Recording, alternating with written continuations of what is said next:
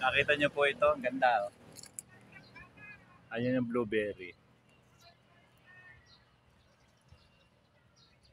Alam niyo yung ano, yung mga ganito natin na mga bougainvillea. Sa umpisa lang na ano, na mahihirapan tayo mag-trim. Pero pagka tagal na isip na natin ang gusto, konti-konti na lang. Hindi na kaya dun sa dati kasi pagka bago-bago, sasanayin pa natin. Pag sanay na, puno na ganito, halos wala na tayong titrim. Kapra-kapraso na lang, medyo lumaki, ganyan lang. Oh. Siyempre, ang liit lang. Namumulaklak sila kahit na dito lang siya. Hindi siya humahaba. Ang ganda ng sama ng kulay, ano, yellow saka violet, lavender. Ay, grafted ito kasi. Alam nyo, kahit hindi grafted, parehas lang tayo sa pag-maintain ng mga bougainvillea natin. Sa umpisa lang tayo mahihirapan na mag-trim. Pero pagka nasanay na natin sa trim na siya, kapra-kapraso na lang, bulaklak na lang siya ng bulaklak, wala na tayong problema. Mag-aabono na lang tayo, pakunti-kunti, ganun-ganun na lang. Papakita ko rin sa inyo yung ano, yung hindi grafted na maintain na, trim na siya. Dito muna tayo sa grafted kasi nagagandahan ako dito kaya na-share ko sa inyo. Diba? Ayan o. Alam nyo, pwede tayong mag-abono ng ano, konti-konti lang. Ito nilalagyan ko pa konti-konti ng ano, triple 14 kahit na may bulaklak na ganito na. Kasi kung minsan nahihirapan ako, baka sabihin ninyo, abunuhan natin, malaglag yung bulaklak. Pero pwede natin abunuhan kung gusto natin na pagandahin pa, ng konti-konti lang. Pwede natin abunuhan. Ito, nakita nyo, inabunuhan ko ito, mga 3 days na pala. Pero konti lang ha. Purong triple lang. Ganda, di ba?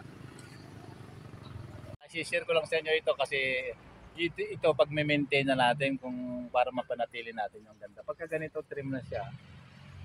Oh, yan, di ba? Hindi wala rin siya masyado na ano na lumalagpas. Medyo konti-konti na lang. Natanggalin lang natin yung mga konti-konti na naglalanta. Yan. Hindi na natin kailangan na itrim pa ng ano kasi lalo na ngayon panahon ng pagmumulaklak, di ba? Konting-konting trim na lang. Pero ito, malaki grafted din ito. I-share ko lang sa inyo para ma-maintain natin ang gusto yung ating mga bougainvillea. Pag-maintain lang ang sa ating ngayon. Pagkakagaya dito, trim na rin siya. Pero merong konti-konti na mahaba. Pwede natin tanggalin dito. Tanggalin lang natin. So, diba? Ito kuan blueberry din pero may halo sa na ano, white. Laki rin ng puno, grafted din.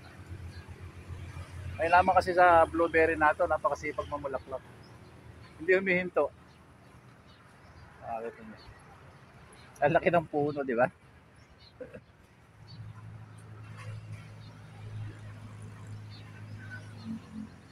Sa rooted, parehas lang din. Pag na-maintain na natin, bibihira na tayo mag-trim. Bulaklak na lang siya ng bulaklak. Kita nyo, oh. Halos na wala na tayo titrim. Pero ito rooted. Yung mga pinakita ko kanina, para i-grafted yun yung malalaki. Diba?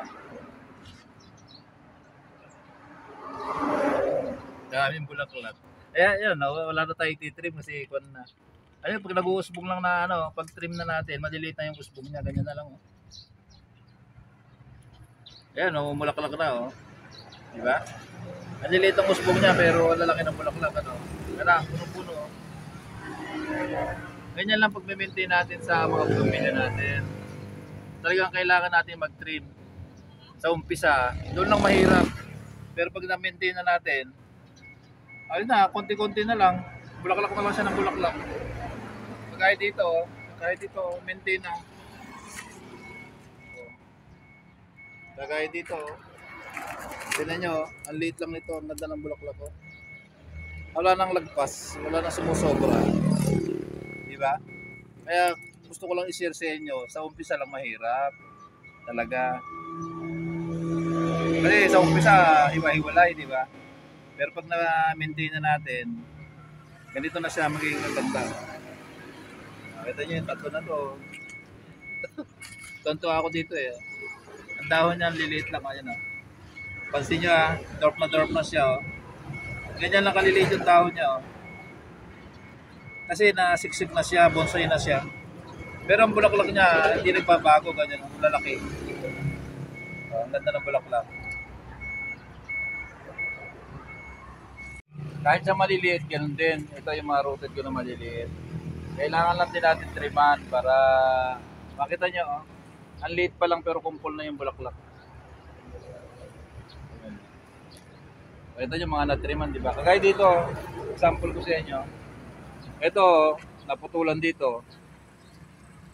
Oh, ayan, oh, naputulan dyan. Pero namumulaklak na dito. Ayan na, naputulan dyan. Bulaklak na. Pero pag ganito, pwede pa natin putulan na maliit dito. Sa dulo lang. Ganyan. Wala akong maipakita na maraming bulaklak sa inyo kasi ano, maraming bawas yung mga paninda ko. Napipilian agad ng may bulaklak. Ayan. Hanggang dito, walang lagay, di ba? Kukuha lang. Kasi pag may bulaklak agad na kukuha. Ayan, nakagaya dito. Wala rin bulaklak.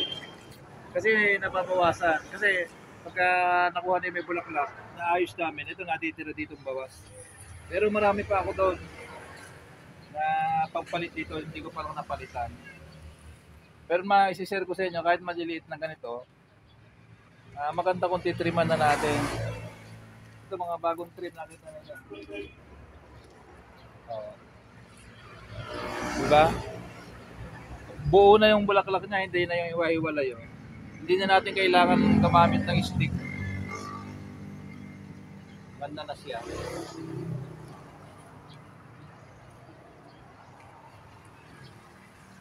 Di ba? Ang ganda lang na talaga yung i-maintain lang natin yung ano para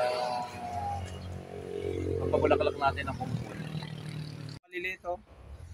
Naalagaan ko na lang trim. Ayun na, mabulaklak.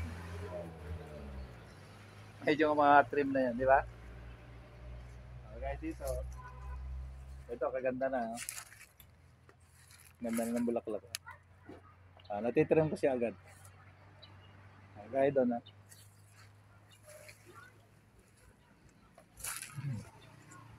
Ito, wala na talaga ititrim dito eh. Nabonsay na talaga. Dati yun eh, pinakita ko sa inyo eh, walang dahon, di ba? Walang bulaklak eh, namulaklak na. Kahit yan. Ayun isa doon.